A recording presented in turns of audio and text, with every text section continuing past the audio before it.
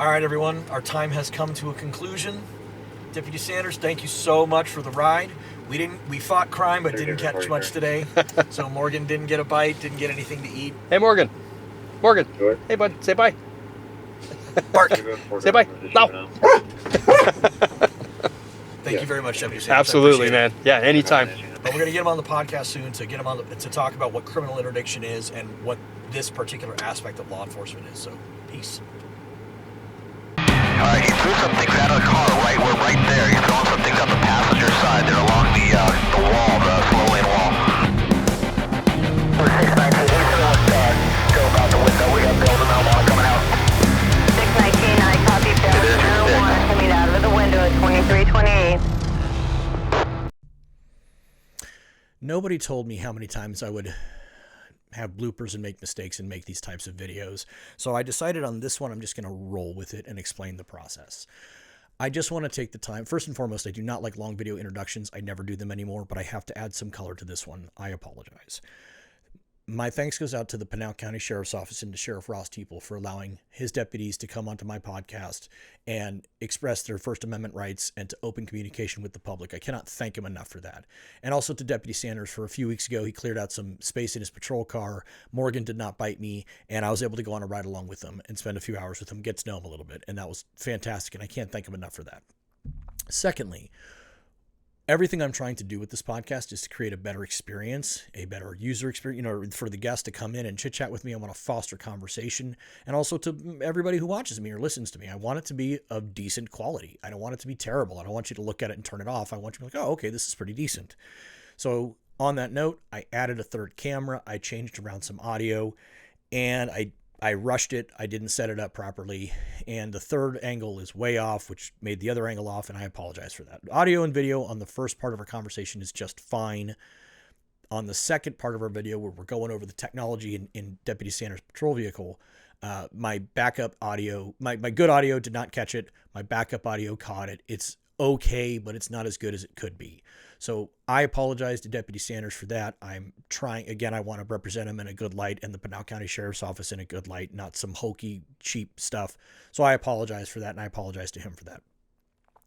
So at the end of the video, though, but it is there, the video or the audio is there. But after that, what I did is I took the videos that I took out on the ride along with him and just put some clips together, and also showed the training video of the grappler that he has on the patrol car that he talks about, which is super cool. But the traffic stops are just that. It just shows the regular day-to-day in and out type stuff.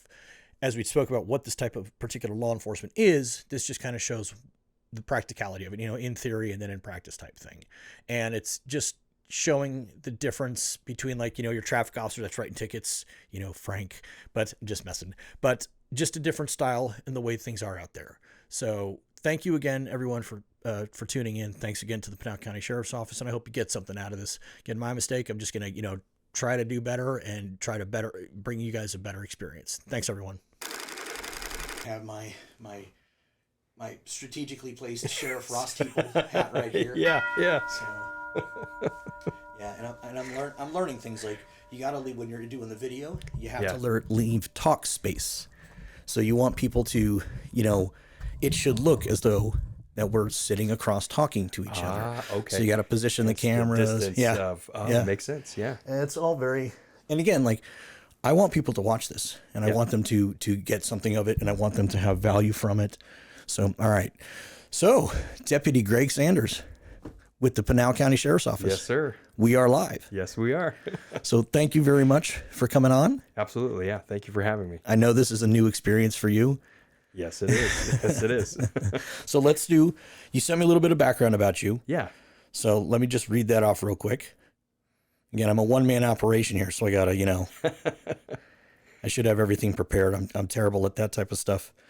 All right. So Deputy Greg Sanders with the Pinal County Sheriff's Office began his career in law enforcement in October of 2011 as a reserve police officer for the village of Kirkersville Police Department. Kirkersville. Yeah. I moved to the Ohio Valley in 2012, 2013, worked for some smaller, you obviously sent me an I, said smaller houses in the Ohio Valley. In 2015, began working for the Belmont County Sheriff's Office and remained there until March of 2021. In March of 2021, I lateral to the Pinal County Sheriff's Office. While at the Pinal County Sheriff's Office, you've been a member, you've been a K-9 handler on the criminal interdiction unit. You've completed PIT training. What does that stand for now? Pursuit intervention? So it's a precision intervention technique. Okay. Yeah, and not only am I certified, but I'm also now an instructor in it. Nice. Yeah. So I had to go through the general instructor and all that type of stuff. Yeah. And a tactical driver's training instructor. Yeah. You also have a partner. Your partner's name is Morgan. Morgan is a 5-year-old Belgian Malinois. He's a dual-purpose canine. He's trained in the detection odor of narcotics, methamphetamine, heroin, cocaine, and fentanyl, and he is an apprehension canine. Yes. So I had texted you yesterday and be like, if we're going to bring the puppy in here, is he a cannabis trained? Because that could be interesting. He'd be in here going wild. Right? He said you train with him 4 to 6 hours a week, mostly with obedience. He lives with you full time, and you've been bonding with him. Yes. So I have had the privilege of meeting Morgan. He's big. Yes, he is. He's a very big puppy. And if you remember when I told you we have his brother as well, Right. who's Derry, and Derry is about as big as your dog. She's a little guy. Tiny. Yeah, and it's odd how two brothers from the same litter can completely different sizes, and they have the same mannerisms, but they also have completely different personalities as far as energy wise and how they interact with us and how they do the dope work and even the patrol side of things. So he's a very cool dog. I was fortunate to have him. So let's start at the very beginning here a little bit. First and foremost, I want to again express my sincerest gratitude to the Pinal County Sheriff's Office for little podunk rinky dink Pinal County has by far the most progressive sheriff's department in the country. Yeah. Because as we're sitting here, I'm about open honesty and transparency. You're on duty doing community relations, coming on this podcast and having this conversation with me. Yeah, how many agencies would let you go and do something like that? Zero. Yeah, or even if they heard that you were on a podcast, Right. would turn around and now you have that big old target on your back. Right. So, and I've had the previous sheriff, the current sheriff, the undersheriff at the time. Yeah. And again, we'll get there. And again, like everyone's like, well, you never shut up about the Pinal County Sheriff's Office. And I said, because they're the only ones who give me access to their deputies, who allow me to come and do ride-alongs, to have the open conversations about the war on drugs, about what it is we're really doing out there. Yeah. And I compiled some, I went on a ride-along with you, and I got some video, and I'll tie all of that in. This just worked out perfectly that you're able to come and sit down and have this conversation. That's cool. So, yeah, so again, and my gratitude is towards the Pinal County Sheriff's Office, again, because this builds bridges. I've been open and honest that I'm an open cannabis user and an activist in that space. I have done the criminal interdiction side, and I'm going to shut up in a minute, and we're going to let you talk and explain what all this is. But this is where I go off on my little tangent about the fact that this is what bridge building is all about. 100%. Yeah. And it's about getting out into the community and talking to everybody. Yes, it is. Yeah. So, and you got to start somewhere, right? Right. So, I mean, if nobody's willing to have that conversation or even bridge those gaps or talk about it, then you don't fix anything. Right. And so the problem persists. People continue down the roads we go down with the trauma that they experience, and nothing changes unless somebody changes it. Yep. And so this is what you're doing, and it's awesome. And I appreciate that. And it's one of the things, though, is that like, there's a million bad things. Bad cops should always be dealt with. Nobody likes a bad cop more than a good cop. Yeah, 100%. So I never want to sit there and dwell on all those things. Yeah. I want to always show the good side about what it is that law enforcement is doing in a different light, in a different aspect. Yeah. And so that kind of moves us into what you specifically do. I'm going to do my best to not interject because it was cool and I did it and all that good stuff. That's always my biggest problem about when I have a guest. I just want to talk.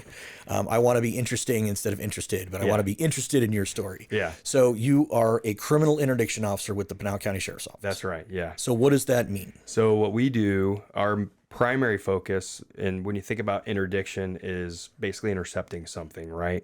And so we primarily focus our efforts out on Interstate 10, Interstate 8, some of our major thoroughways like US 60. What we're looking for is those people who are assisting these major criminal organizations, the cartels, because we know they're, 90 plus miles just south of us. They're operating in our communities. even here in Santan Valley and Casa Grande. And so our main function is to find people who are transporting illegal substances, whether it be narcotics, if it's guns that they shouldn't have, if they're trying to take it back down to Mexico and they have them concealed in the door panels, large quantities of ammunition that they're trying to take back down to the cartels to fund their operations. We look for money that is being used to fund the cartel operations, or we're looking for the big one, human smuggling. And that was a huge issue when I first came out here.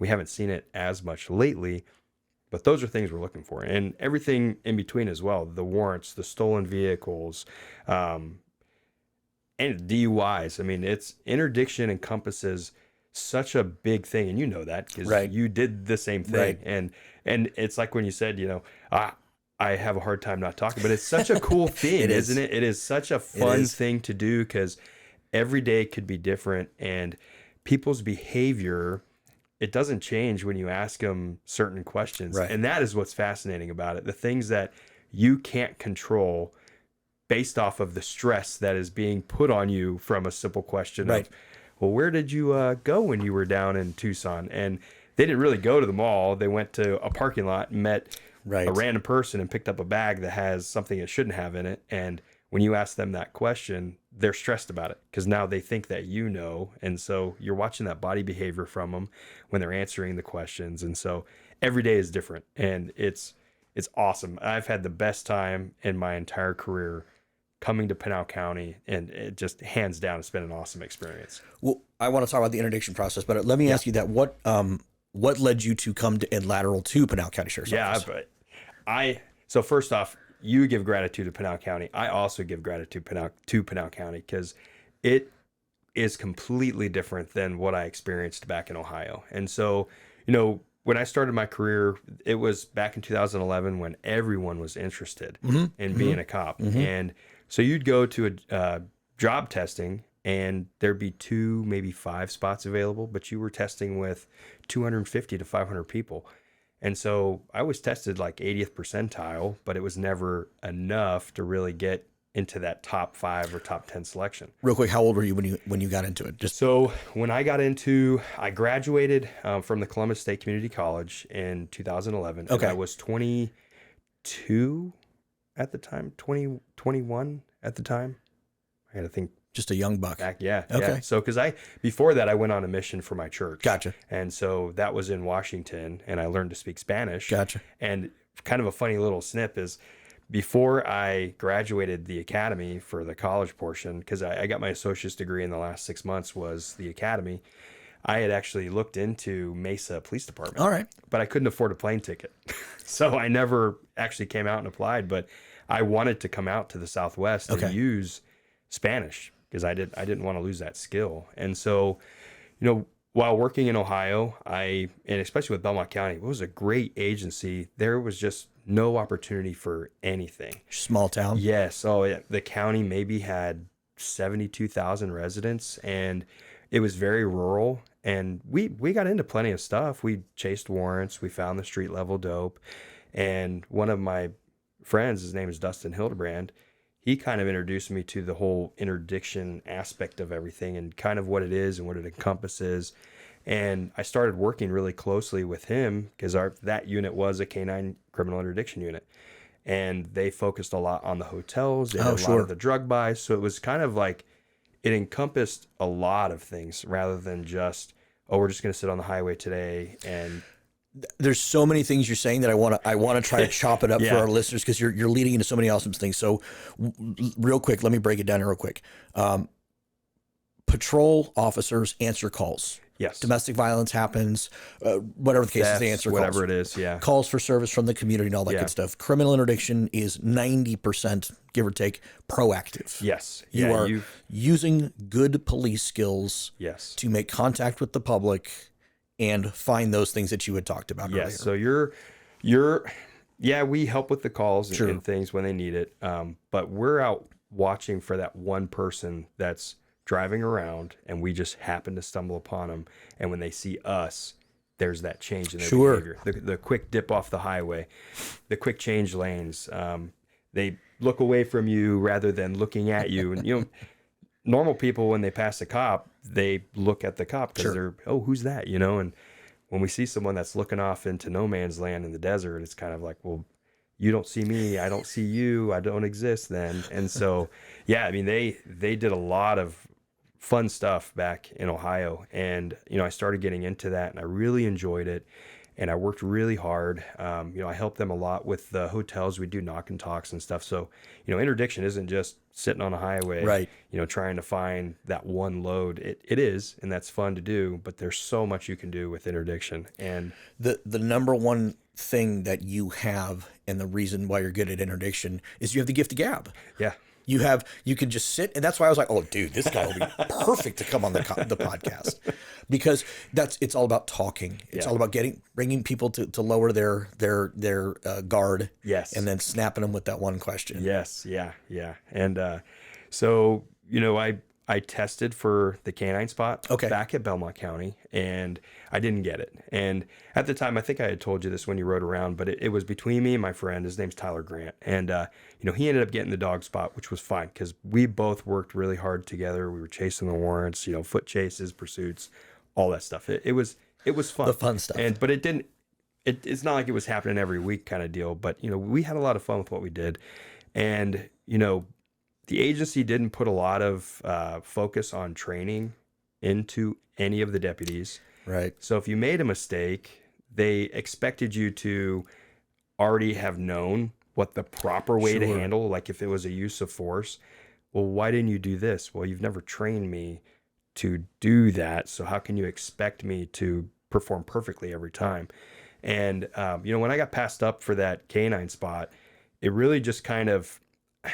I sat back and I thought, you know, if I don't take charge of my career, I'm going to be a 15-year, like this year's going to be 14 years for me total in law enforcement. And if I don't do something about it, I'm going to be a 15-year patrol deputy with nothing to show. Right. And, you know, opportunities at Belmont County, when they come, they do not come often. And so if you don't get it, it's good luck, man. So you know, I was on vacation in Virginia Beach, and I just happened to come across some YouTube videos, and I guess I never watched Live PD or anything. Gotcha. So, but we'd see the videos that were kind of like the highlights of Live PD, and I came across Pinal County, and that was back when they were still kind of chasing some of the marijuana loads, and started seeing how these canine guys were acting. And there was one stop they had, and it was a truck, if I remember right, but it was loaded, and they were doing like a drone footage of the load from the vehicle.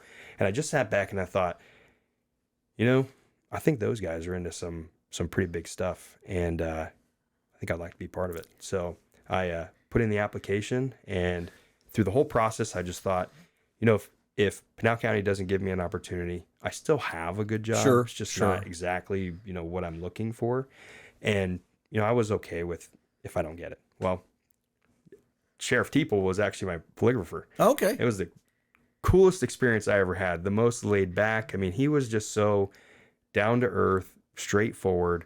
And that night when he looked at me and, congratulations, deputy. And I thought, cool, this is where I should be at. And I made the move out here. It took a leap of faith. And man, within a year, you know, I kind of did the same thing out here that I did back in Ohio, where I got connected with the K-9 guys. Yeah. Started asking them questions. Hey, when do you guys train? What do you guys see out here?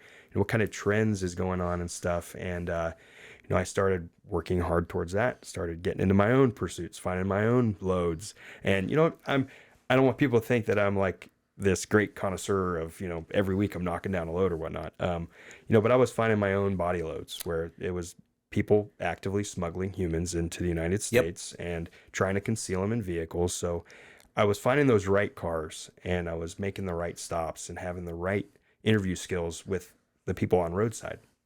Which is a skill. Yes. It is absolutely. It is. Yes, it's a teachable skill. Yes. And it's also a diminishable skill. Yes, it is. And if you aren't willing to talk to people and just go through that process, you're not going to be successful. Because if you can't talk to someone and all it is, well, I know you're doing this, or I know you're doing that, you're not going to get anywhere. Right. And, you know, if I can leave a stop from someone, and even if they're loaded, they can look at me and say, man, you you were probably one of the nicest guys ever. Thanks for treating me like a person. Well, you are a person, so you're doing something you shouldn't be doing. But at the end of the day, you're not this terrible human being, and you shouldn't be treated like this, like you're dirt. Right. And so, if you can talk to someone and really get, like you said, get that wall to come down, you will get so much further in your interview skills and finding stuff, maybe even information that they can provide to you.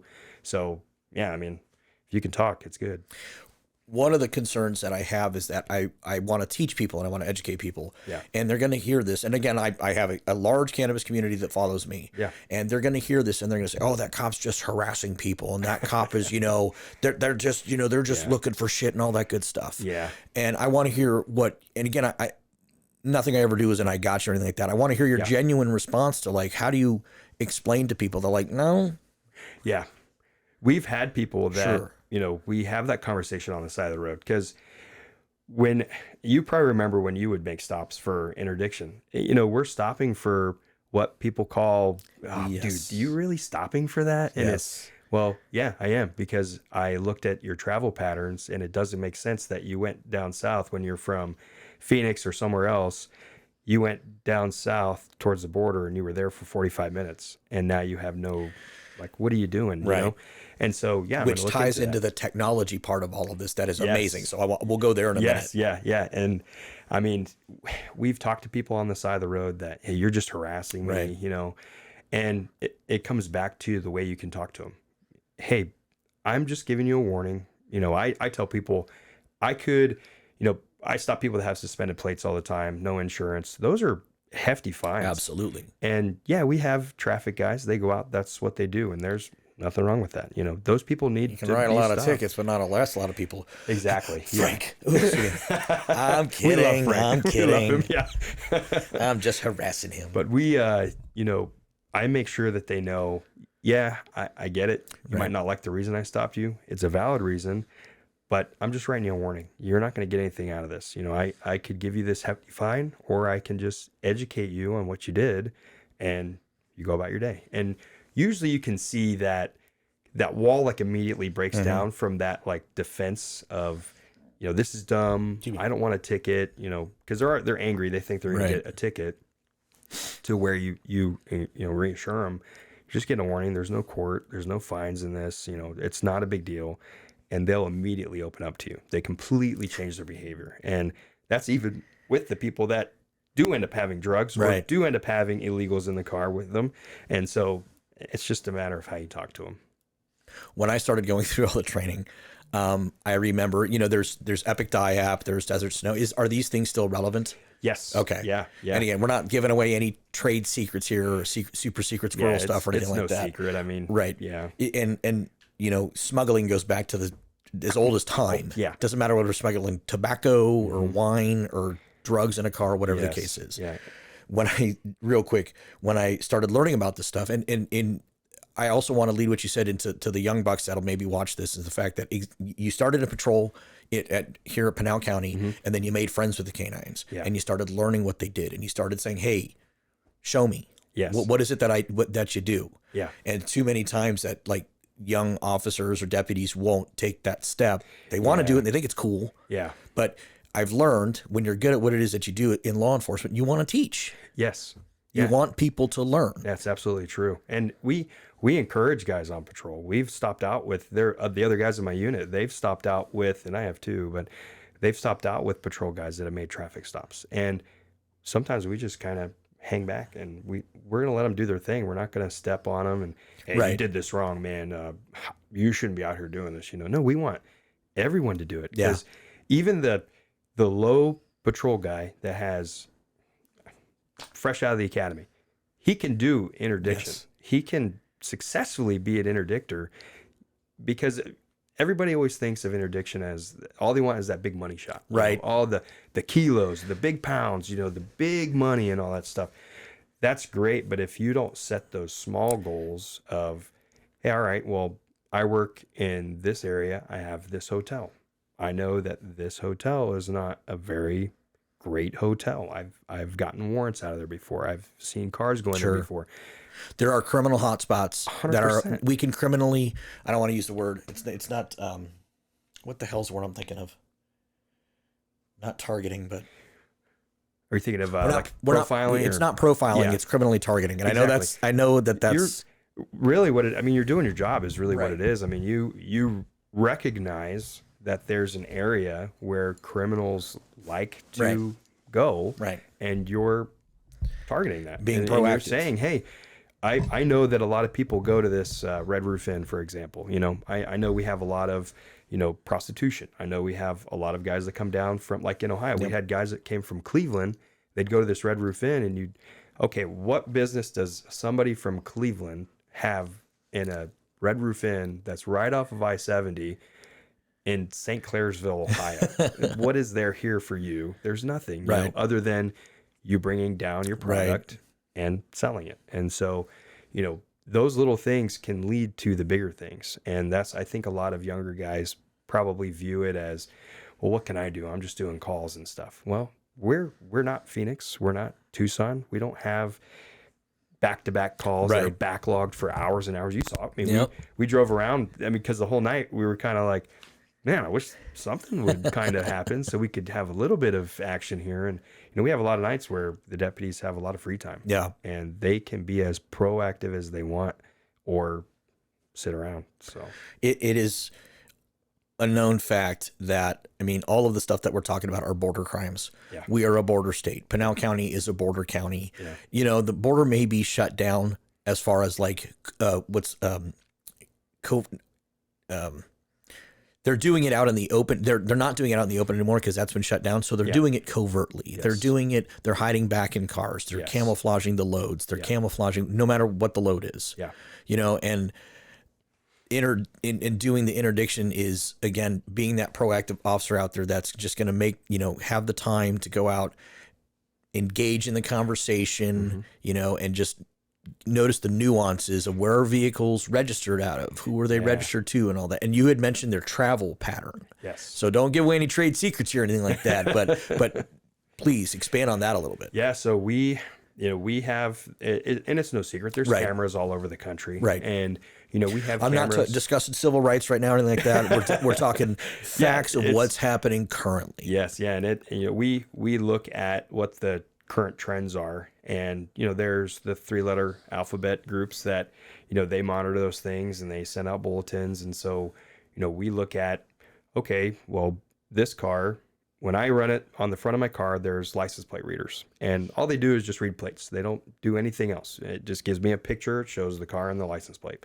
And, you know, one thing people need to realize is outside your vehicle, you have no expectation of privacy whatsoever. Correct. So it doesn't, I know people don't like it, but it doesn't infringe on anything. And we're not using it for any negative reasons. You know, we're watching traffic as it's coming by us. And when we see a behavior, whether it be somebody changing lanes or, you know, there's other things that we're looking for, we see that car come by, and sometimes, you know, that sixth sense kicks in. Absolutely. And a car goes by and you go, I don't know why, but I like that car. Yeah. And you pull out, and, you know, we can't just stop cars and stop cars. Right. We have to find a valid reason to stop the car. And so while we're catching up to this car, we're running these license plates through commercial data. And, you know, tow trucks use this stuff all the time when they're doing repos, or if I think the main thing they do is for repossessions of cars, but and to collect data to then sell back to police agencies to be used, which is a thing. Yeah, 100%. That's what they do. Yeah, their data collection. We'll see these plates, and they'll read in certain areas where these cameras are at, and to us, it's okay. So you went down south at, let's say, 5 o'clock. It's 7 o'clock, and here you are. Where did you go? And then you hit this camera, which means that you didn't just go to like Marana or Tucson, like you went further south, which means wherever you went, you probably spent, 45 minutes there. What are you doing?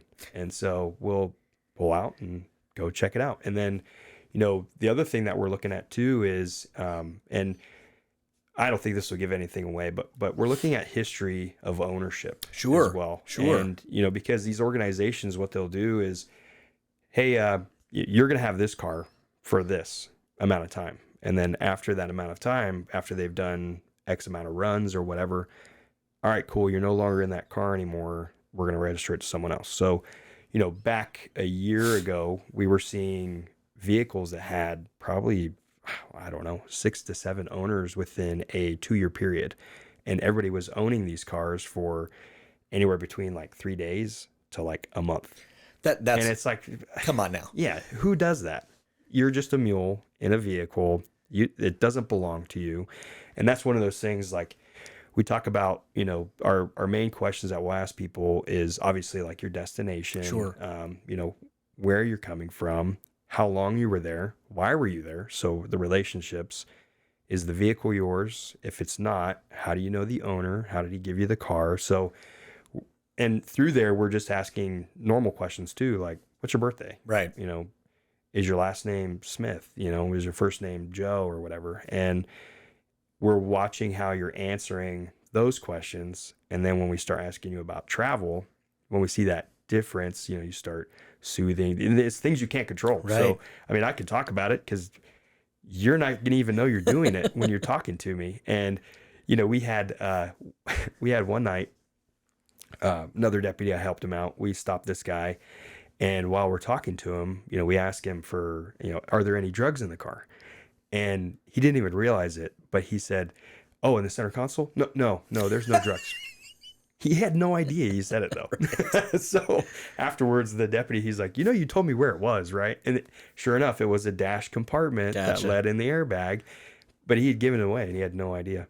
So it's just the stress that he had, and he couldn't control the outburst that he gave. So when I was being taught this stuff, the thing that I was told about the physiological effects was they said that, you'll see someone's carotid artery start pulsing. And I thought, and I called absolute total bullshit. Yeah. I was like, that there's no possible way me stand on the side of the highway, I'm going to see that. Yeah. And then I remember the first time I actually saw it, this dude's carotid artery, it looked like the little mouth an alien coming out of the stomach, Yes. trying to reach out and grab me. Yes. And I swear to God, if I would have had a camera then, I was like, oh, it's real. Yeah. And Yeah. I ended up getting dope out of that car. Yeah, it's crazy. Where the seatbelt will be across the body, and you see the seatbelt doing this, and they're not looking, Right. and you'll say something to them, and it's like, hey man, are you alive?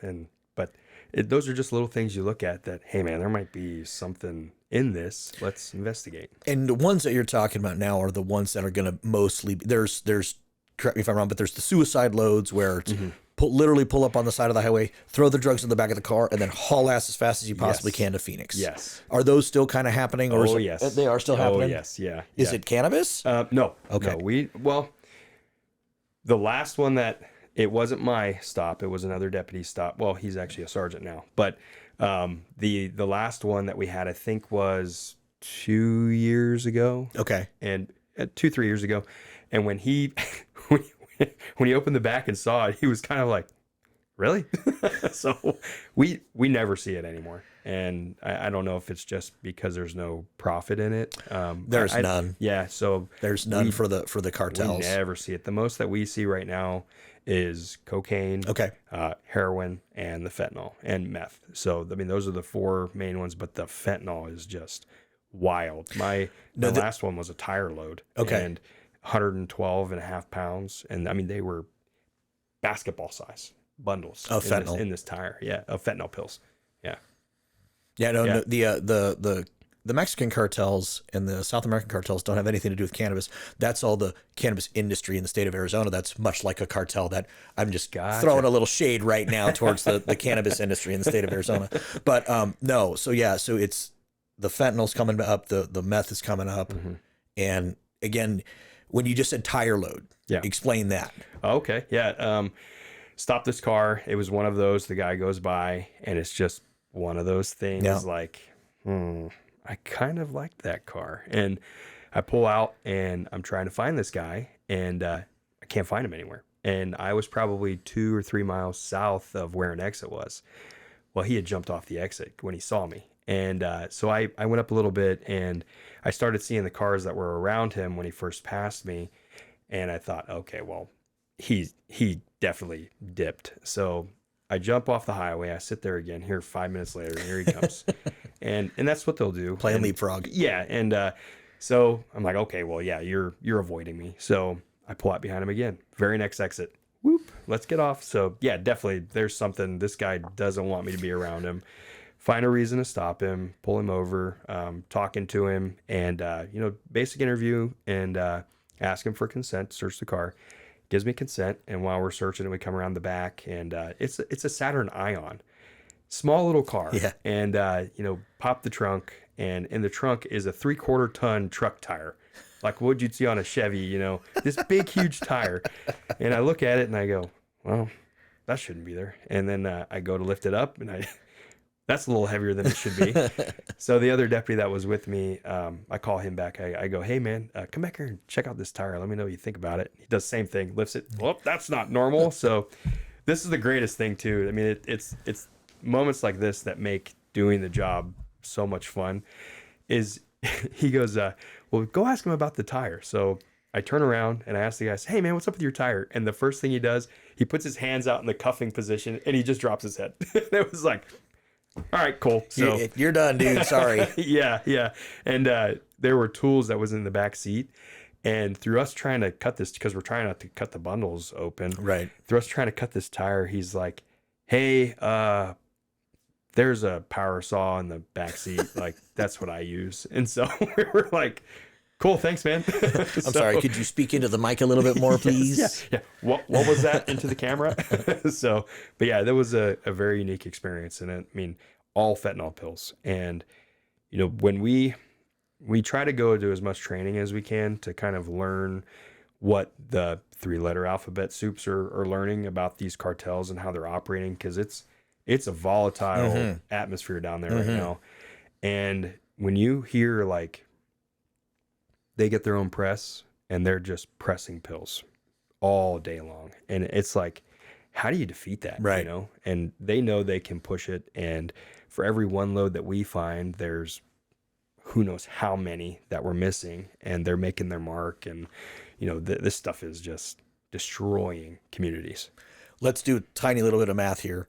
We're a border state, approximately. Now, my statistics are very old. Yeah. So, but it used to be about 80% of all drugs flowing into the country were coming up through Arizona. Yeah. They were coming up through the southern Arizona deserts and, on backpack and all that stuff. Yeah. So if there's 3 agencies that are in between us and the border, state troopers, whoever what is it? Pima County? Pima and Cochise, I think. Okay, Pima, Cochise, and you guys. So there's 4 police departments. That's it. Yeah. That are in between us and then Metropolitan Phoenix, where has been a distribution hub. We don't need to explain that. Since the dawn of time. Yeah, exactly. It's a major distribution hub that goes everywhere. Yeah. So if there's 4 police agencies that are out there, you have maybe 10 total law enforcement doing this sort of thing at any given time. Yeah. And I can recall times when there was nobody out there. Oh, I believe it. Yeah. No one. Even I don't know, 6-7 years ago, the guys on my unit now that have been on the unit for a while, hey, when I first started, it was a mix. You did patrol, and there was only 2 guys doing the interdiction stuff on the highway. So even then it was kind of like, but they started hitting the loads, and then they realized, hey, something's going on out here. Right. So it kind of developed into this full unit of interdictors, and yeah, it's wild when you think about it. There's nobody. And there's and again, like in the grand scheme of things, one deputy out there and one trooper out there. It's like, and then how many cars just passed us? You saw the traffic. Oh, sure. I mean, easily 100,000 cars pass you every day. Yep. I mean, if not more, that highway never sleeps. And when there's no traffic, we sit back and we think something's not right. Usually there's an accident or something. So when I got into law enforcement in 2006, I started hitting the loads around, took that time to build up in 2009. Yeah. Not 2009, 10, and 11 is when I really hit it. Yeah. I transferred to days, and then, it's 2012. So now the population's growing and growing and growing. And then I went back to nights, and I was not on an interdiction squad. Yeah. I was in patrol, but did interdiction just like you said, but I was fairly decent at it. So my boss left me alone.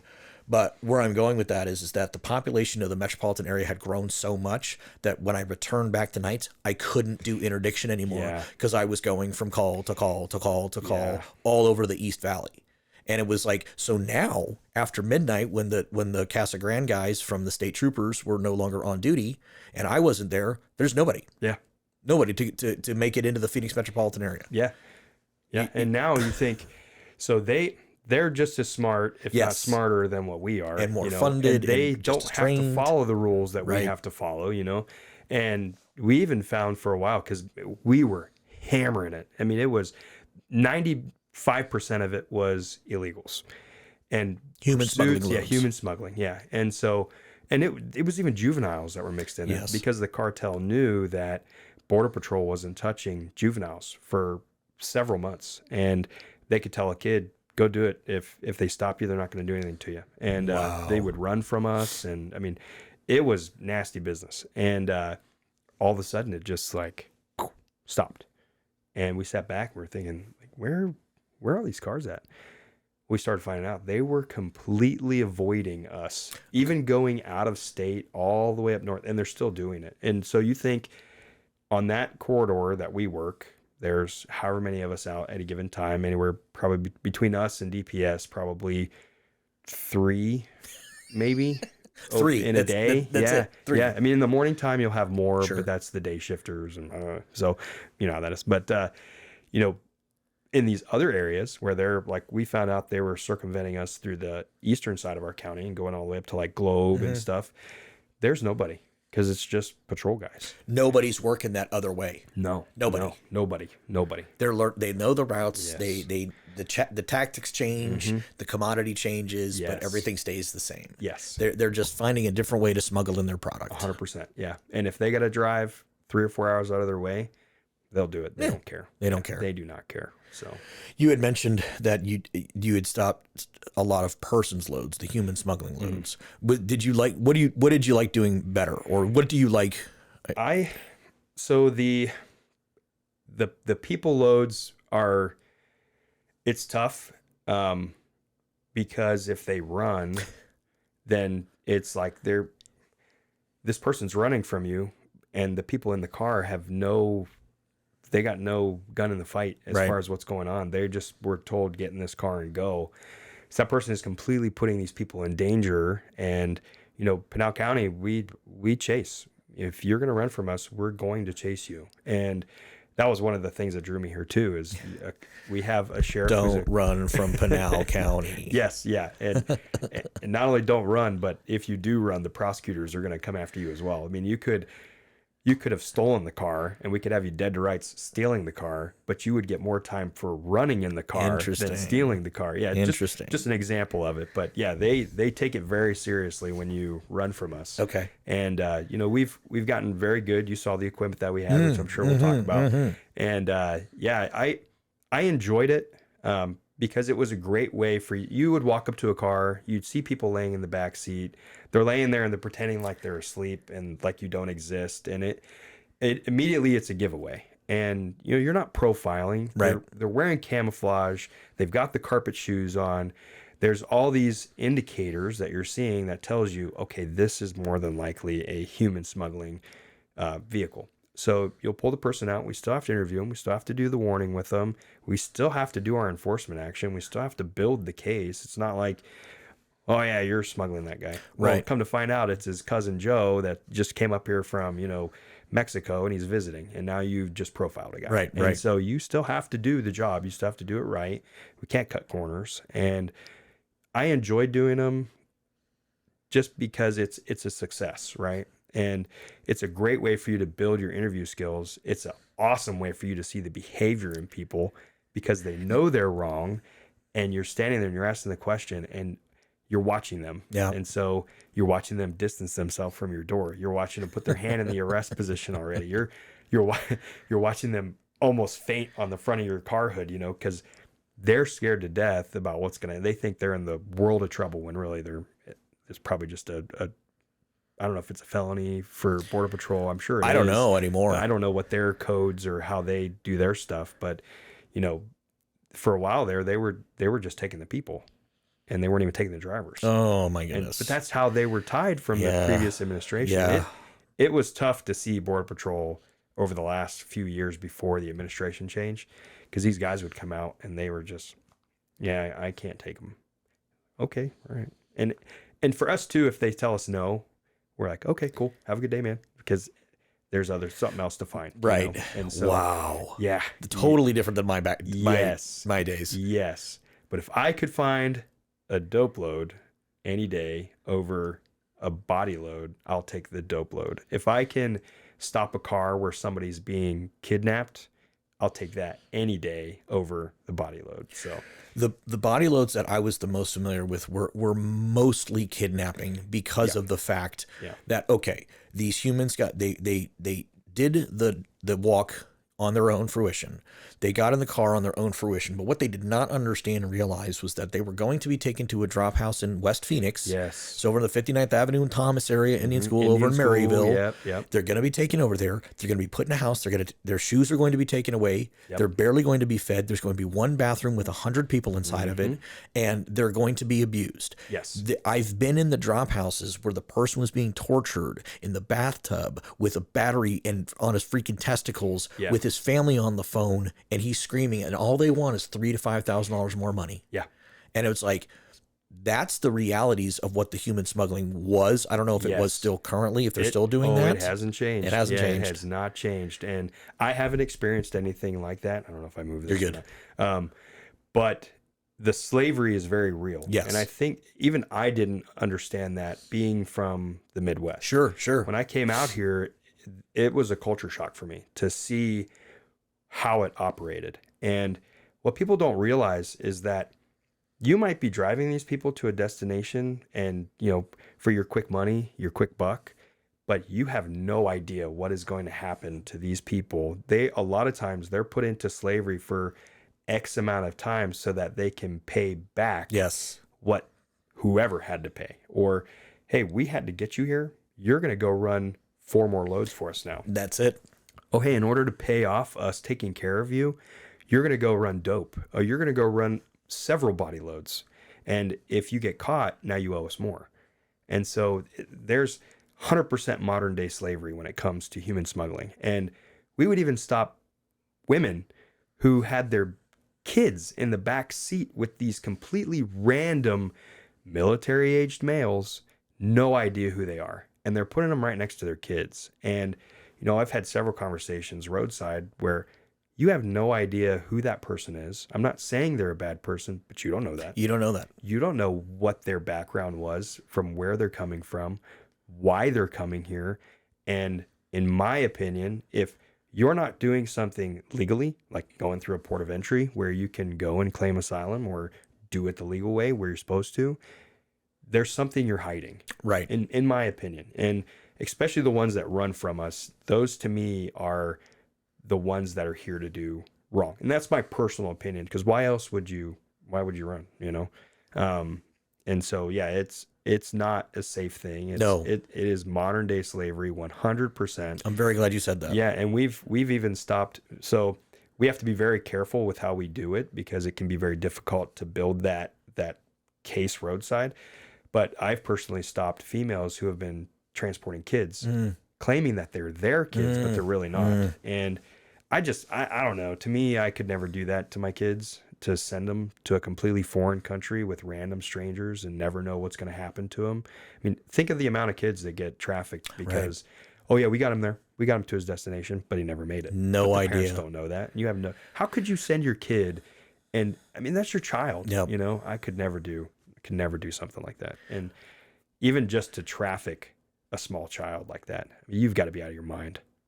I've had the displeasure and misfortune, unfortunately, of going through some of the most horrific child crimes training when I was in, and to just hear the stories of exactly that, where there are places across this world where the families are so poor, the only commodity that they have is their 10-year-old daughter. Yeah. So they sell the daughter for sex, for slave trade, whatever the case may be. And there's more slavery now than there ever has been in the history of the world. Yeah. And there's a shit ton of it happening just south of our border. Yeah. Yeah. It's disgusting. It's absolutely disgusting. Yeah. And then, so it's frustrating when you see these protests for things that really don't matter. Right. And you think about what's really going on, but you don't see them protesting that stuff. And it's sad.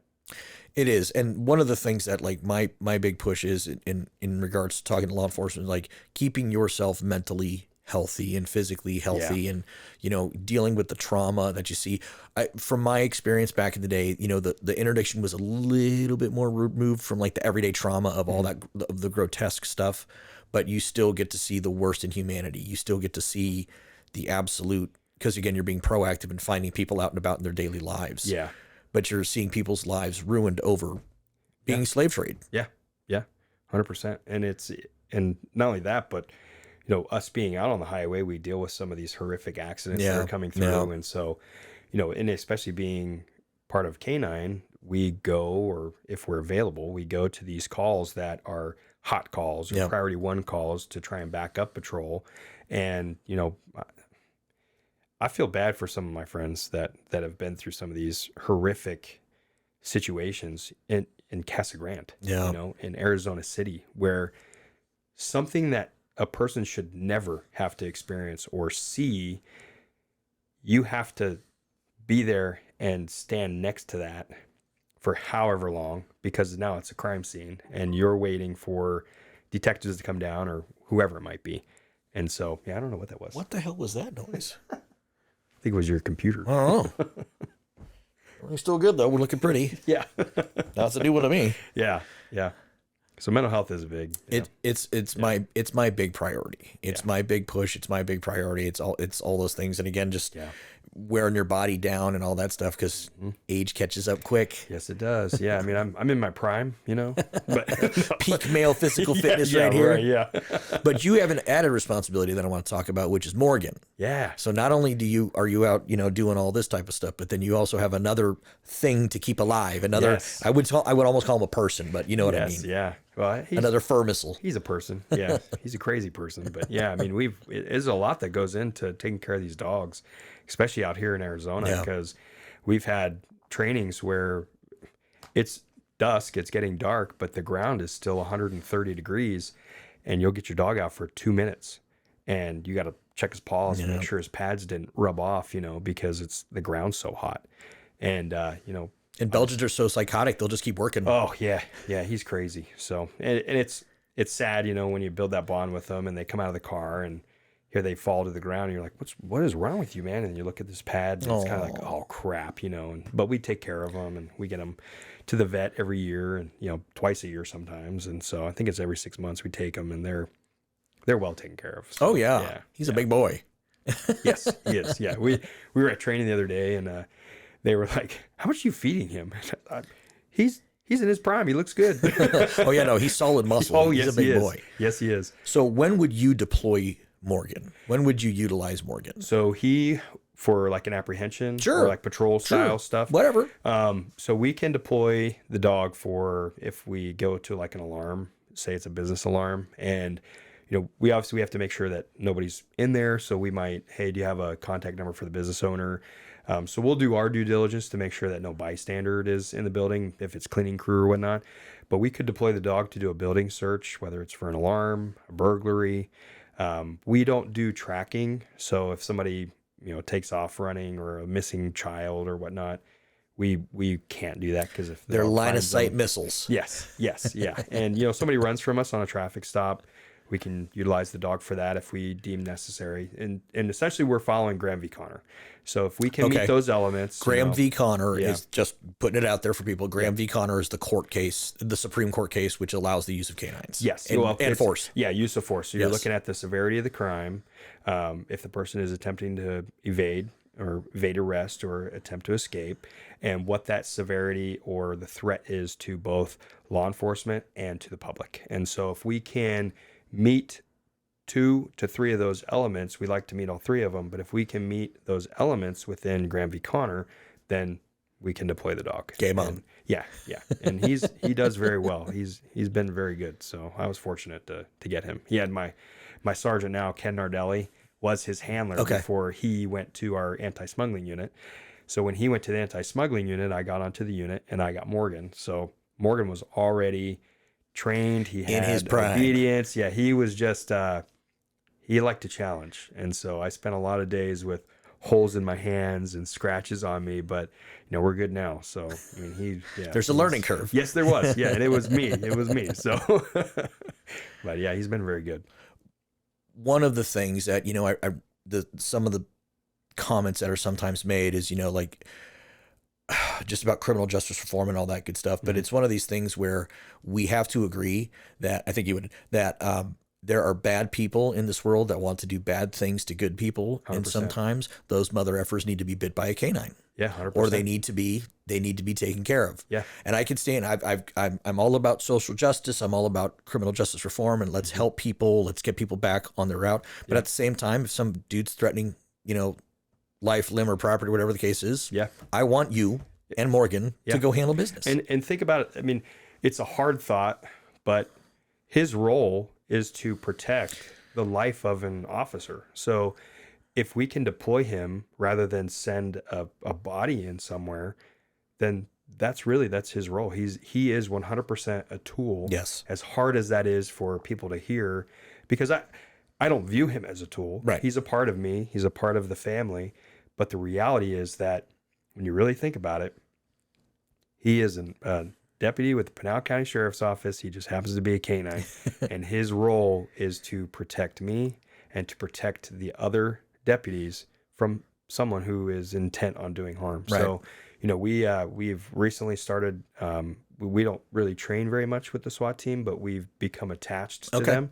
So if there's a SWAT call and they deem that they would like to have a K-9 available for it, we'll go to that call. And I've deployed, I think, 2 to 3 times with the SWAT team to do a search of a house. And at the end of the day, it's nice when you get a team operator that walks up to you and says, I feel so much more comfortable around your dog than I did when I first met him. He is so cool. And, when they come up to you and they ask, hey, do you think your dog would go under the skirting of that trailer? Well, I have no idea, but let's see, and you go up and he either does it or he doesn't. But it shows them that we're willing to use the dog for what he's meant for. And it also gives Morgan great exposure to new elements, to new people. And he's only going to get better. I'm only going to get better at it. So yeah, 100%. If somebody is intent on doing harm, you just might meet Morgan one day. He's all about it. So, and yeah, make no mistake. I had the displeasure again of training. No, I'm just joking. It was a great time. I had tried out for a K-9 spot. Yeah.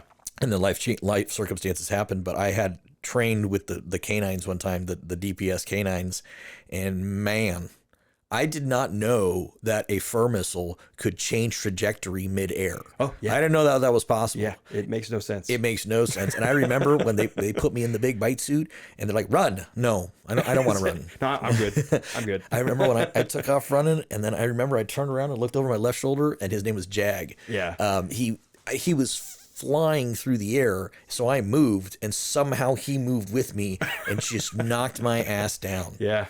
They are so freaking powerful. They will get you, man. Yeah, they do not care. They'll also run into windows and stuff. Okay. But yeah, they're Belgians. There's the other side of that too. So they're super smart. They're like the smart dumb dogs. Yes. And our new dog, she's just a single purpose dog. Her name is Nova. My sergeant now has her.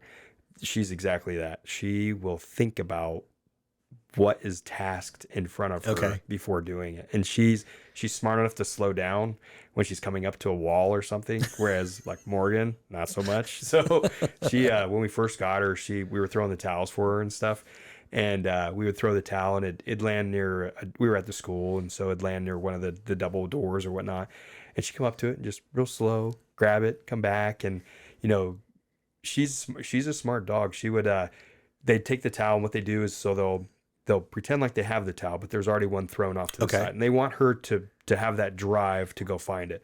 So they'll swing the towel around, get her all excited. The handler's holding her, get her all excited. They throw the towel, but they fake throw it. They'll put it in their armpit or put it behind their back or whatever. Send the dog. And so now the dog has to hunt for this towel. And it's scented with some kind of odor of narcotic. It was put in a bin with bulk, narcotics. Now has that odor on it. It wasn't exposed to it, but has the odor of it. And so now that dog is searching for that. And so we're building the drive. And this dog is so smart. She would run up to whoever that person was that was with the towel and had it in their armpit, she'd run right up to him, stop, stare at him, and be like, I know you have it. And I have to tell Quit her, playing. like, hey, go get it, go get it. So, but yeah, she's very smart, a thinker. She tries to find her way around things. And we have another dog, Bruce, whenever we decoy, because we decoy for each other. Okay. And we have a shoot house that we do training in. And every once in a while, when you're in the room, you're kind of like, you're gonna come over the wall, because he's a thinker. Oh, he's a jumper. Trying to find a way. Yeah. Okay. He's like, no, I know you're in there, but I need to get in there somehow, and he's trying to find a way around. And so they're great. They're terrifying. Dogs are so cool. Yeah, they are terrifying. Yeah. One of the trainings that I did, it was at an abandoned building or office complex in Casa Grande with the guys that work down there. Again, this is like 2009, years and years ago. Yeah. And I'm in the suit, and they said, okay, go find somewhere in that building to just go hide. I said, okay. And they trained me to like keep your arms in because they'll rip your hand off. Yeah. And he said, I hear the dog. He comes in, and I'm now in this building all by myself. Yeah. All of the officers are outside, and they're giving the commands and all that. And I can hear this dog just sniffing and sniffing and sniffing and sniffing and sniffing and sniffing. Is that terrifying? Oh my God. And then he walks into the room, and he walks right up to me, and it's pitch black, or almost pitch black in the building. And then he bonks me with his snout, and he goes, bonk. And then latched onto me. He's like, oh, that's what I want to bite. Wait a second. Right? They told me to play and thrash around a little bit. So I'm screaming, and they thought the dog was like, had gotten through the bite. Like on a live bite, yeah. I'm like, no, we're good. We're good. Yeah. But that was the jaw power. And like, I remember the one was attached to here was crushing my shoulder. Yeah. I mean, like, was legit. Like, they get the dog off me, please, because it's crushing. Oh yeah. We even when I decoy for our dogs, the one Indy, he has probably the most pressure of all of the dogs that we have, and all we use is a hidden sleeve. Okay. So we don't have a suit or anything. We're looking at changing that, but we just use a hidden sleeve, and there's this kind of I don't know what it is. I can only think of it like a wetsuit kind of material. It's just meant to be a little buffer, a little bit of cushion. And even with that on and the sleeve on, when I leave, I have two bumps from the dogs. Yeah. So it's still, I mean, it's just part of the experience, and you're fine, but you can feel it. Oh, yeah. You'll have bruises and stuff on your arm. And yeah, I mean, those dogs are awesome. When are you allowed to deploy a K-9 on a traffic stop, on your interdiction type traffic stop? Where does the law allow you for that? Or Supreme Court, I should say. We can deploy the dog for a free air sniff at any time. Okay. So if, because a free air sniff is not an invasion of any privacy or anything like that. So if I'm making a traffic stop and say another canine shows up, I can ask him for any reason, hey, do you mind just running your dog around the car? And they can. What we do, though, we don't just go around doing that, obviously. Right. We like to get consent as much as we can. And so if we get a consent refusal, we'll run the dog. But for us, we like to have reasonable suspicion built. So that way, because you got to think, if I'm talking to you and let's say I need to run my dog and there's no one else around, but I've built this reasonable suspicion, now I can prolong that stop through Rodriguez to run my legal dog. means, which is Rodriguez is the Supreme Court case. Yeah, and if I can cite reasonable, articulable suspicion, whether it be this was a travel pattern, this is where he said he was going, but he couldn't tell me what he was doing there. I looked up the address for it. It's a UPS, store. It's not a clothing store or whatever. He said that the vehicle belonged to a guy named, David, but it really belongs to a guy named Joe. So you're building this through your roadside interview. And if you have reasonable suspicion and they deny consent, then through Rodriguez, you can extend that traffic stop to run your dog around the car.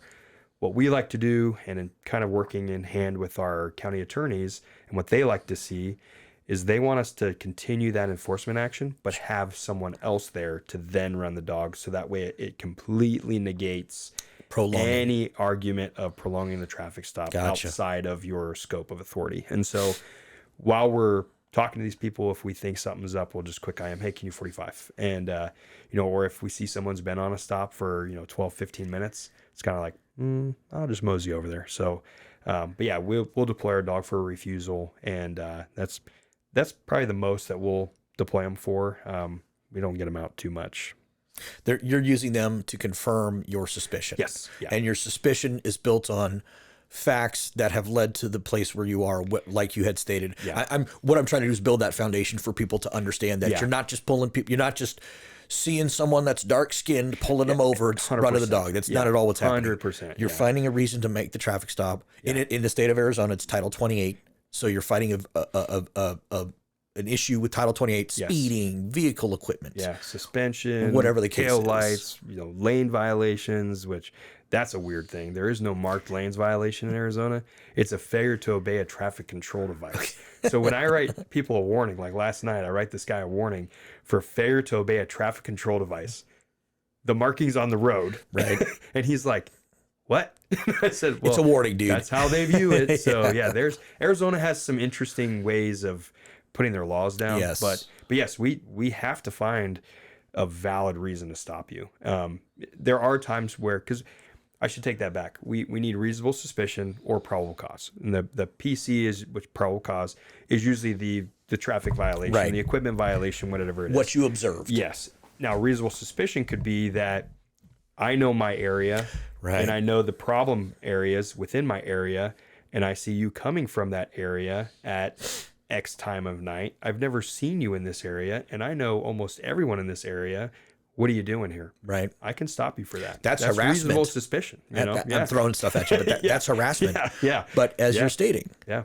But I have to be able to articulate that. I can't just like known drug area. Well, how do you know that? Right. How do you know that, dude? You've been here for 3 months, So, that's exactly it. How many arrests do you have in this area to prove that, And because a good defense attorney is going to tear that apart, and they're going to make you look bad on the stand. So it's one of those, you can, but should you? Right. Maybe you should build something here. That's why I like to try and have at least two things. So if I have if there's a suspended driver, or say the driver has a warrant or whatever, I can't, just because the owner is a male, but the driver's a female, I can't, well, it said the driver had the warrant. Well, no, I have to still be able to say, well, there was a male driving the car.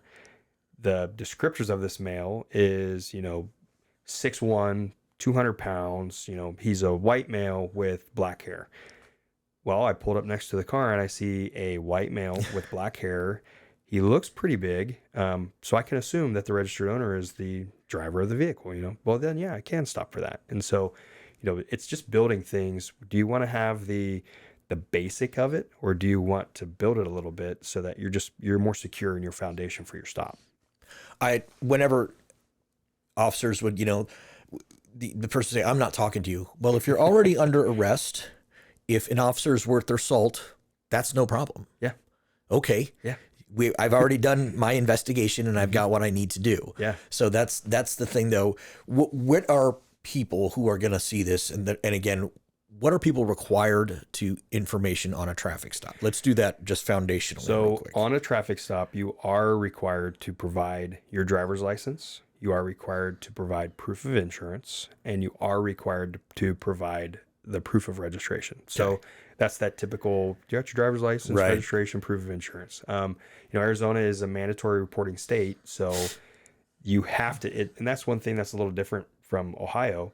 In Arizona, you have to have your license on you when you're driving. You have to have the registration in the car when you're in the vehicle, or just in the vehicle altogether. You have to be able to provide proof of insurance for driving. And so those are documents that you absolutely do have to provide. Does that mean that, you're going to get a ticket if you don't have one? No. Right. But those are things you have to have if it's asked. And you have to identify yourself. If you're a passenger, you don't, unless there's a crime or a violation that the officer has observed.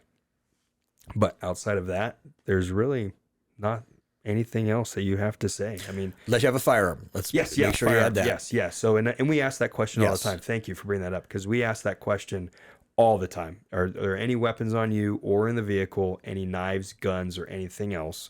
And we usually get a really good response from people, especially with Arizona being a constitutional carry state, which is great. I've stopped more people that have had unloaded guns in their glove box, but they're normal, nothing wrong with them. They're allowed to have them. And when you ask them, I'll ask them, "How come you're not wearing that thing?" And, "Oh, well, I wasn't really sure whether I could or not." Yeah, go get yourself a holster and put that thing on your hip, dude. Like, if you get into something, you're not going to be able to grab your glove box. Somebody tries to rob you or steal your car or tries to hurt you. It's not going to do you any good sitting here on your passenger seat, you know? And so I've stopped more people that just didn't understand, or I think they're just not comfortable so much with it. And, you know, so it kind of puts them at ease when you're kind of like, why aren't you wearing that? Right. You know, because you should, 100%. It's your right, you know? And the people that, you know, we stop, we're looking for it. We're looking for the bulge. When you get out of that car, you know, I've seen the videos where unfortunately officers have, through means, whether it was just their time or if they let their guard down, just unfortunate circumstance that they've walked to the back of the car, the guy gets out and shoots them. Seen some loosey-goosey officer safety that could have been avoided. Yeah. You don't want a Monday morning quarterback anything like that. Yeah, it's very unfortunate that those things happen, but moving forward, if you are an officer listening to this, you can 100% mitigate that by just standing at the window, watching them get out of the car. If it's nighttime, shine your light on their backside, look for those bulges, watch them as they get out of the car. And that's what I do. And when when they get out of that car, don't just walk back to your car. Be ready for it. Think it in your mind, dude. If this guy comes out with something, I'm ready. I'm ready to go. And so this is the hard part for the average Joe citizen to understand. Yeah. Why are cops always dicks? Why are they this? Why are they that? Unfortunately, you have to be mindful of that every single time someone gets out of a car, every single time you get out and you make contact with somebody. You know, there needs to be a baseline level of awareness. Yes.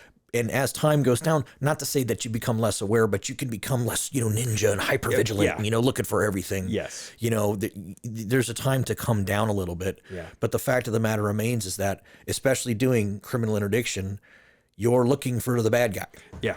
Yeah. And I used to feel when I was a young cop, even just walking up to a car with my gun, my hand on my gun, or just ready for whatever is going to present itself to me was weird. Like, oh man, this is too much. Like I shouldn't be doing that. It's weird when, I don't know if it's through admin or through culture of certain agencies where you'll have other officers that'll back you up and they'll see you walk up and you're vigilant, you're ready for what's in front of you, even though that day may never come. I mean, what percentage of officers go to work every day and they never have to encounter this stuff, you know? But it's that 1%, that one time is all it takes. And if you're ahead of the game, you might be able to react to what they're doing, because we'll never beat the action by our reaction. Correct. But you might have that just 10th of a second that you can get out of the way, move, whatever it is.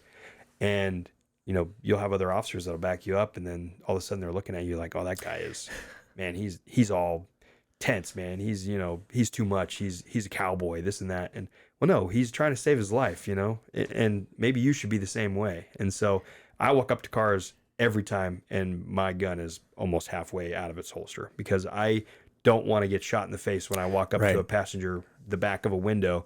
And I've sat through debriefs at conferences with officers who have done just that, where they've walked up to the car and it was loaded with people, and the guy in the back seat, before they got up to the door, this was in Texas, a female officer, you know, these guys were talking in the car like, whoever gets the opportunity, take it.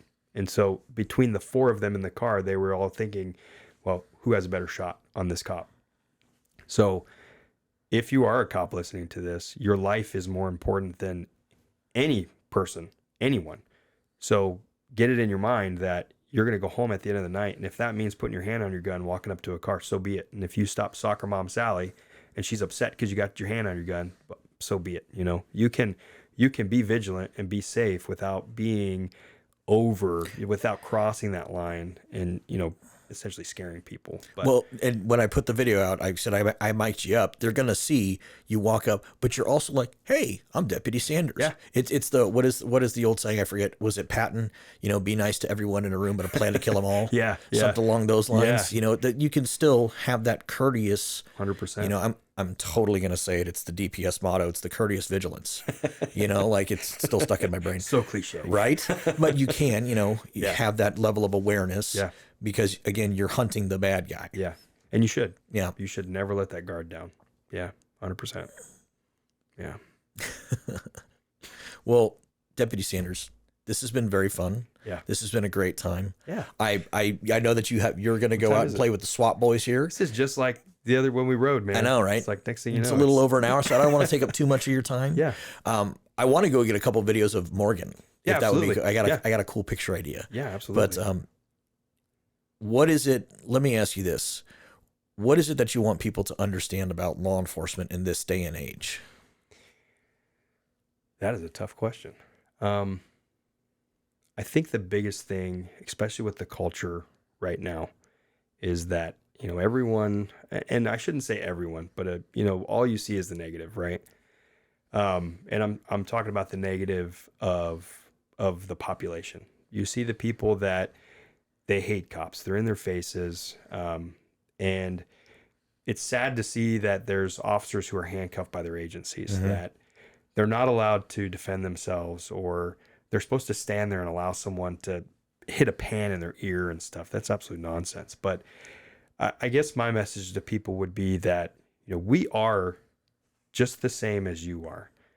We just made the decision at some point in our life that we thought that this was an important calling in life, that we thought to go out there and serve the community, to look for people who are intent on doing harm to you and your family, for me to put my life out there on the line for you. All we ask is just for that little bit of gratitude of, hey, thank you for serving today honestly, respectfully, in accordance with the law, because how many cops go out every day and they have great interactions with the public, and all you focus on is that one negative part of it. And so not all cops are bad. Not all doctors are bad. Right. Not all dentists are bad. Not all plumbers are bad. Yeah. But I mean, I don't know. I just, you know, I wish the culture that pendulum would swing back the other way. Where, I think it is. Yeah. And I think it is too. And, you know, even yesterday going to the QT, I had probably 3 people between me walking in and walking back out. And one guy was completely tatted up. He opened the door for me. Hey man, thank you for what you do. Whether he meant it or not, I don't care. It was just a nice thing to hear. Absolutely. You know? And, you know, we're not out there every day looking for that, like, hey, Right. tell me you're right. Thank me for my service, you know. But it's nice to go out and have a community that supports, and a community that, yeah, wants accountability, because that's what we want too.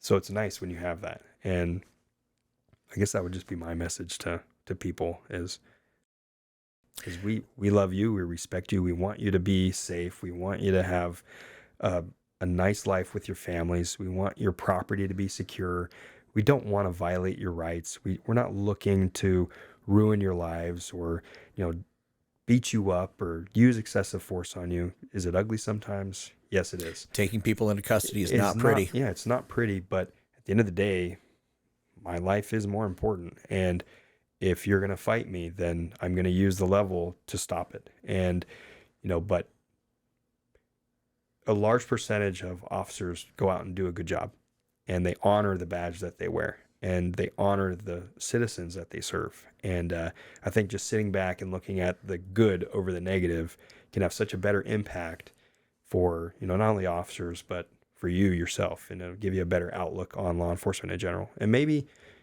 just learn a little bit about it. Learn about what a cop does instead of just going on TikTok, Right. going on Instagram, seeing what somebody's saying, a video they're taking of 2 cops that are taking some guy into custody. Oh, I bet they're violating his rights. Right. You know, it's so. But the TikTok cops are not helping. No, not at all. Not one bit. Not Have you in seen any that way, shape, guy or that, form. He sees their videos and he kind of like calls them out on it and stuff. There's 2 cops, 1 donut. I think so. There's can't remember Dominic his name. Izzo. I think it's that guy. Okay. Yeah. But he goes through, and man, he's not wrong. on He's a lot of brutal. them, but yeah, he's very brutal. But yeah, you're not helping when you get in front of a camera and do these Right. stupid dances and stuff. And you know, I even saw. I don't mean to throw, because I love teaching up there. I'm not going to say the place, but you know, I love teaching at the Academy for Driving, and you know, they just did a video, and it was kind of like, come on, man, like that's not we shouldn't be doing that. But at the same time, they're trying to get through to this younger generation. Yes. And how else do you get through to them I don't than know. through TikTok because Through all their TikTok faces are and- in this stuff, you know, and yeah. So it's a wild world. It's a very you know what I shouldn't have said that so early. There was one thing I wanted to talk about was the technology in your patrol car. Oh, yeah. I forgot about Yes, that. yeah. I need to take a 5-second break. Let me take a 5-second break. Absolutely. Can you do that real quick? Yeah, absolutely. All right, hang on. Yeah. The one thing that I was absolutely positively like amazed at was the technology in your freaking patrol car. You drive a Tahoe. Yeah. What year? It's 24. Okay. Yeah. And it has the dumbest shifter on the planet. Oh, it's terrible. Yeah, a little push button and pull and everything. I don't know who came up with that, but they should lose their job. The soccer moms. The soccer moms. They wanted I to want look something dainty. convenient. Yeah. No, it's terrible. So, which I guess the new ones have I think it's still electronic, but they have a shifter on them. But it's not really. Nothing beats that. Just being able to move it around freely and but. But your car has the grappler system. Yes. Your car has license plate readers. Yes. What else does it have? A Blender, a microwave. No, I'm just kidding. A coffee maker. A coffee maker. Yeah, and then we have our heat alarm system for our dogs. That's right. That's right. We've got the wraparound pit bumpers on them now, and so we've got Axon dash cameras in them, and it's a Batmobile. That's for sure. Exactly what it was. Which we were. So I think when you were with me, I hadn't had any deployments yet with the grappler.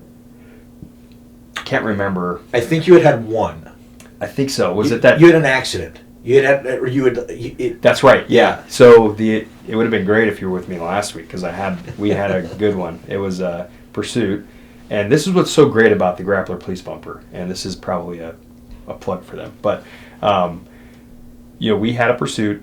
DPS, so Marana had a car, blew their doors off, took off on them, and they have a non-pursuit policy. So they message forward, they let us know, hey, this car just took off from us. If you guys can ATL for it, we'll have charges for the driver. So DPS, I guess the trooper had pulled into the median, didn't know about this car. He pulls in the median, and whoo, here comes this car. So he's trying to catch up to it. He finally catches up to it. It's doing like 125, a little Chevy Cobalt, and he catches up, the Pursuit's on, we jump into it, we're trying to spike this car, and it kind of shows you, these techniques that have been used for years and years and years, not only are they super dangerous for a live person to be standing there on the side of the highway with absolutely no positive median barrier, which means like a concrete wall, just something that will save his life if this person decides, hey, I'm going to run you over. Right. And, we tried to spike several times, and finally they ended up spiking the front tires. So this car started coming to a slow, and we have a period or not a period, but a mileage. So we can grapple a vehicle between 5 miles and up to 105 miles is what they've tested for it to be safe to actually use. It's one of those again though. You can, but should you really, And so we take a lot of things into account, and the conditions of the road, how the person's driving, all that stuff. So this person started to slow down, and I moved in. And the way the grappler works, so you have you see that normal pit, or not the pit, but the push bumper that's on the front of vehicles. Imagine like a praying mantis, how their arms are kind of like there's a part that goes up, and a part that comes down. When this grappler system, there's almost like two pieces inside there. Okay. And I think I maybe explained it to you a little bit, but so in your push bumper, you have this grappler system on the front of it, and when you push it down, this hard piece comes down. Okay. So part of the frame, it drops down, and it's almost like taking your finger and almost like you make that peace sign. That's what it looks like when it comes down. So when that part comes down, there's another piece that will actually pop out of that. And that's where the netting is. Okay. So that netting is in between those, and it just looks like a big peace sign is all it is. And when you're looking at the patrol car, it does not look like it's anything. You can't tell this at all. You cannot tell at all. It's super cool. And what makes our cars the way they did them, because if you see, like DPS has had the Grappler Police Bumper system forever, but they don't put anything on it. Maybe other than like a siren box. Right. Well, we've got our like takedown bars. We've got our sirens on there, our loudspeakers on there.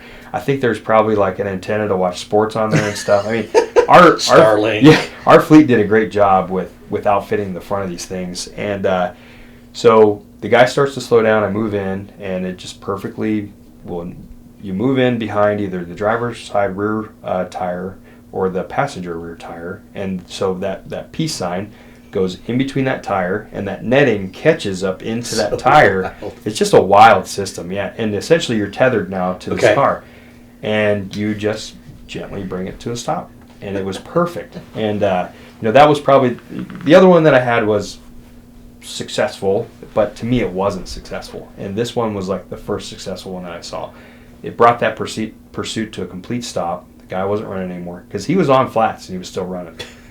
We stopped him, Nobody was injured. He didn't wreck out. We didn't have to pit him. None of that stuff. So, the technology that and you talk about progressive agency. Man. Pinal County is awesome when it comes to not only training, but when it comes to the equipment that they're allowing us to use and test. I mean, what agency lets their officers go to a conference, they talk to somebody about some product, they bring it back, write up a thing on it, and then when it goes through the chain, they come back down and go, yeah, test it, let us know.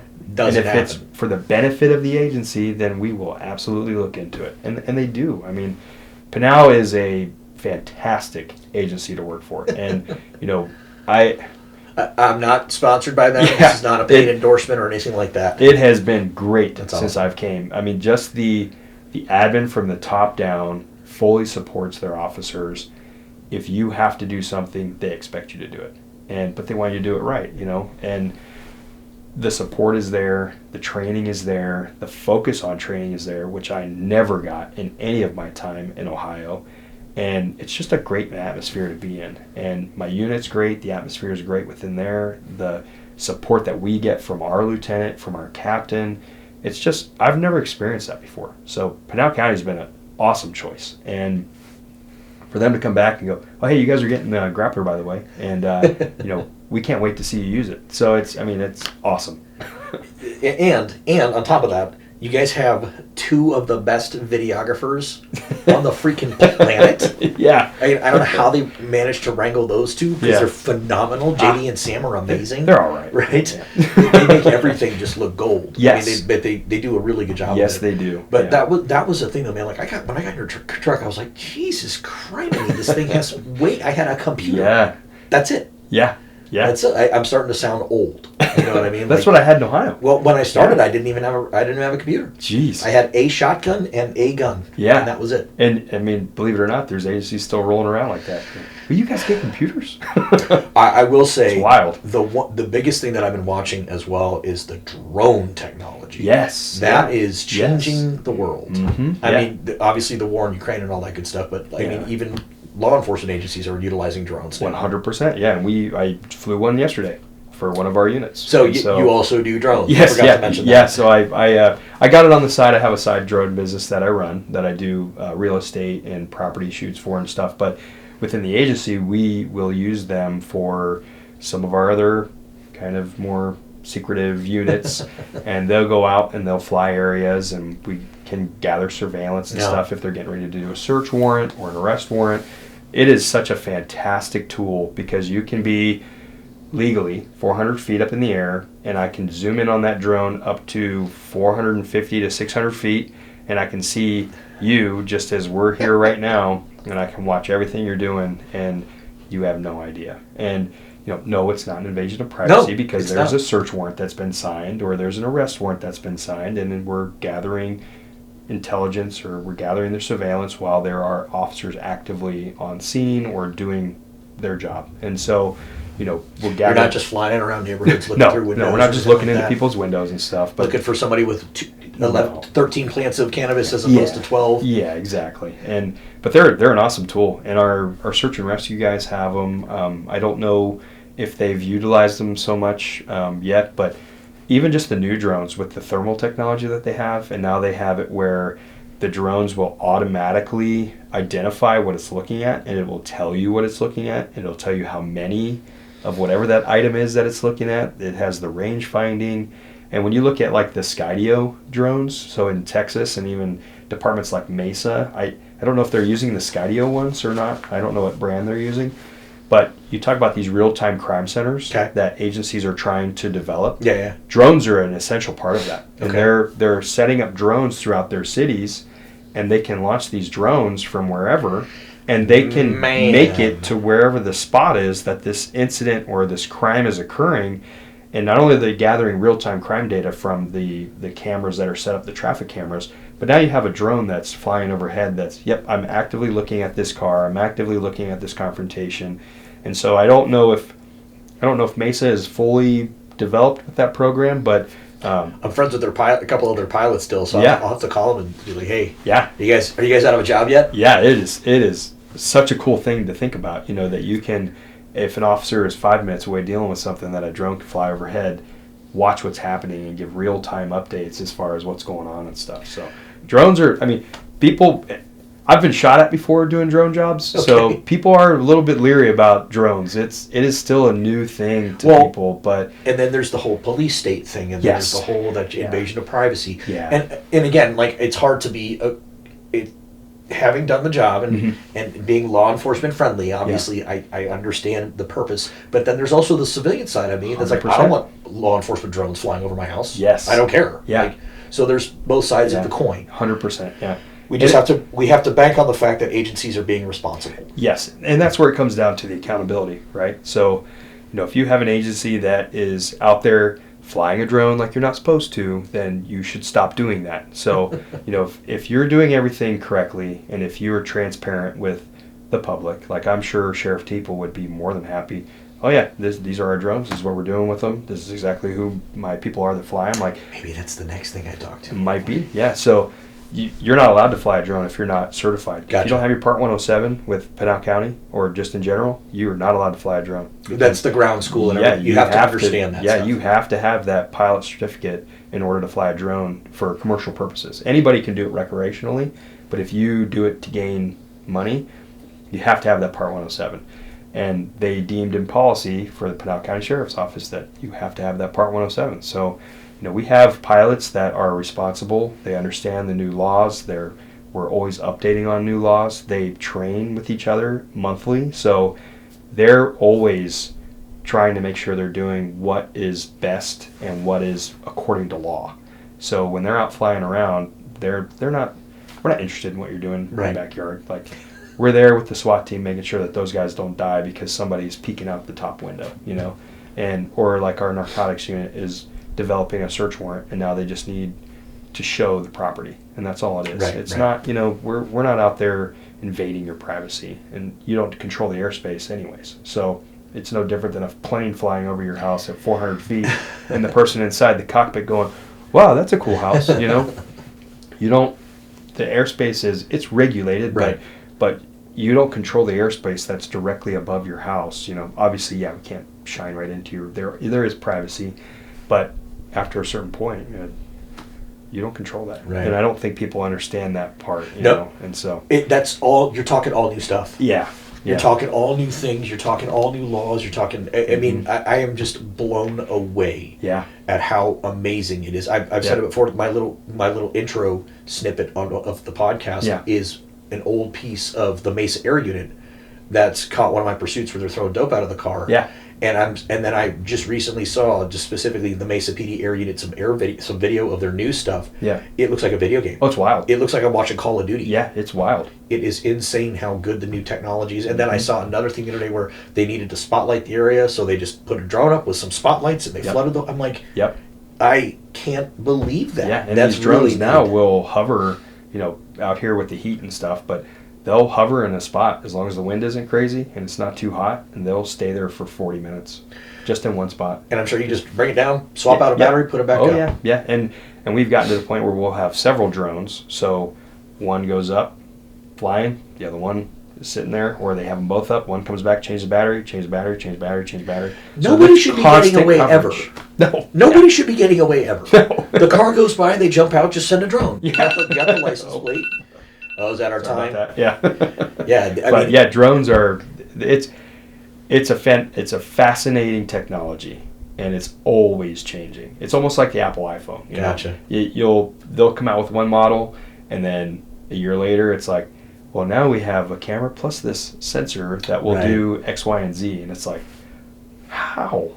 This tiny little object, they're very cool, and it's cool to see, because back in 16, 17, we were going to have an unmanned pilot program at Belmont County, but the sheriff then flew the drone and broke it. So the whole program just kind of died. When you have funding for one. Yeah, and then you don't know how to mess with it, and you play with it and break it, you know. And so, but here it's been awesome. Yeah, there's so much opportunity at Pinal County.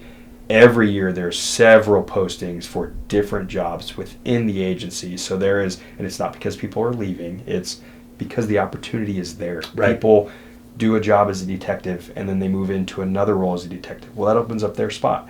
A person does the crime lab. Well, now he wants to promote as a sergeant. There he goes and does that. So there is so much opportunity with Pinal County, and it is, we're progressing. We're moving with the times. So it's been great. Well, that's the time you got to go play. Yeah, you got to go play I gotta deputy. go be a cop now.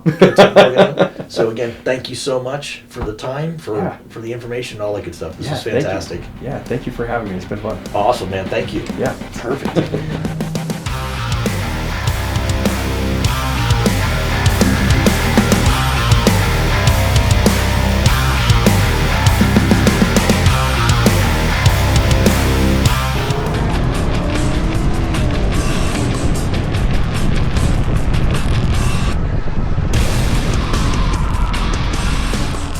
Sergeant Ken Nardelli with Pinal County Sheriff's Office. Today, members of the K-9 unit and the anti-smuggle unit are testing and training on some new equipment that were recently purchased for both of these units. The systems that we purchased are the grapplers.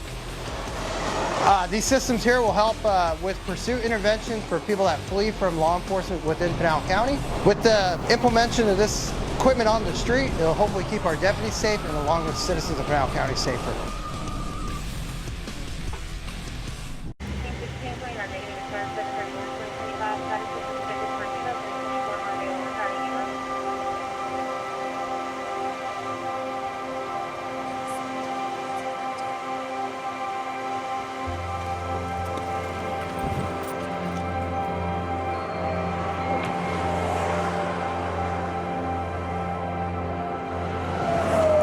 Can you roll this window down for me? Awesome, thank you, thank you. Do you have your ID on you, sir? And is this vehicle registered to you? Okay. The reason why I'm stopping you, the plates are coming back suspended. Do you have insurance on the car?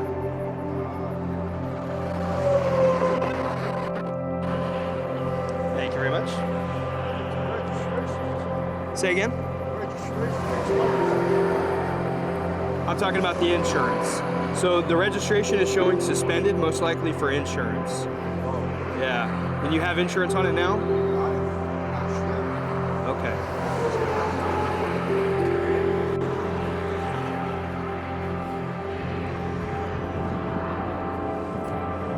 You guys got a car full of stuff. I'm not going to write you any tickets or anything. I'll just give you a warning.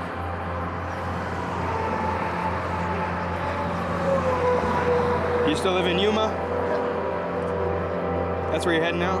Okay.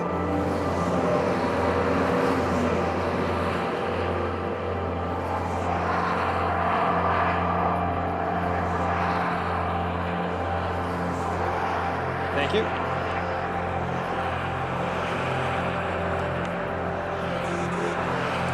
Yeah, so do you still have Progressive? Okay, yeah, because this one's expired. So probably what happened is when you changed your insurance, the BMV received notification that the Progressive had lapsed, and then they sent a notification out and didn't get anything back, so they suspended the plates. That's probably what happened. All right. Do you have the registration for the car by chance?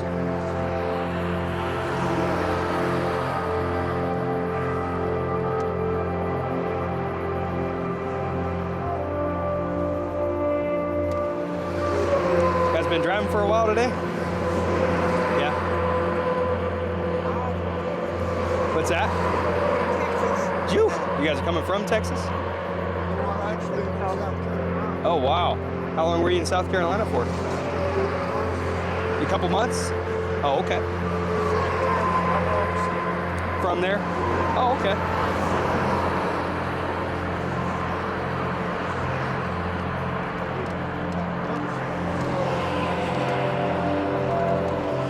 Is Is East 26th Street a good address for you in Yuma? Okay, cool. Awesome.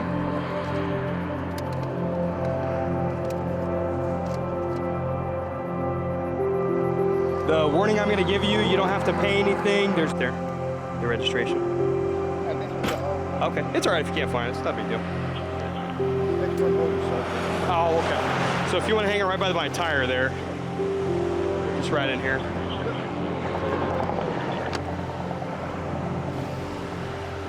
What part of South Carolina? Conway. Okay, I've never heard of Conway, but how close would that be to like Charleston? Oh, okay. So you're not far from Myrtle Beach? 1 mile. Oh, okay. All right. I know whereabouts you're at now then. So are you Joseph? Nope.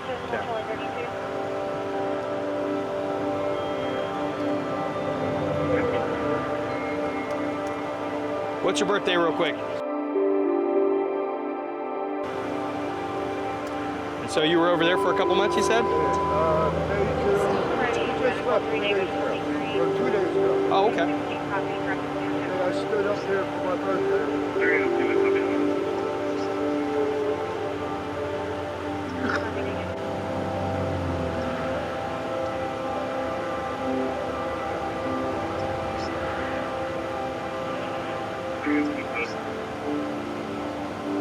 But it was hot there when you come here. Say again? But it was hot there with the humidity. Yeah. It's miserable out here.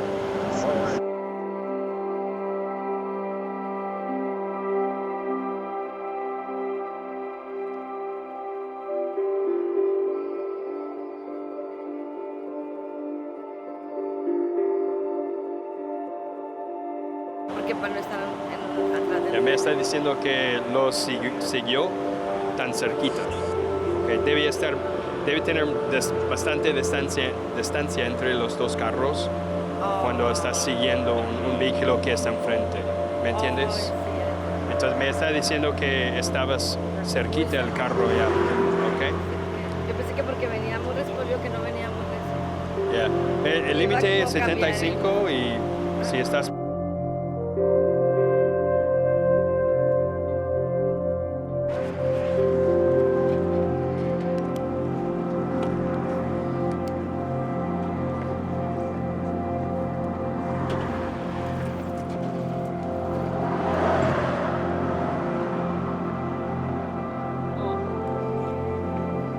People? There's like one box in there that I want to look at. Oh. Why would that be covered up?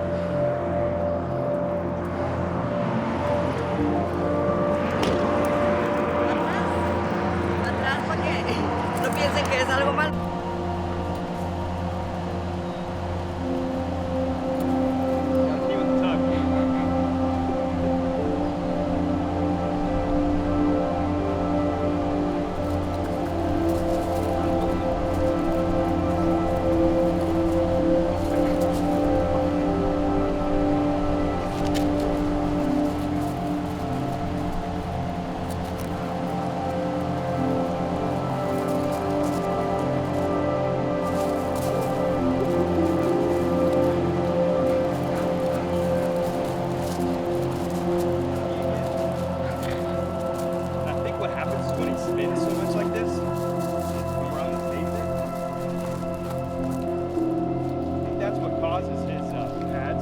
Sure.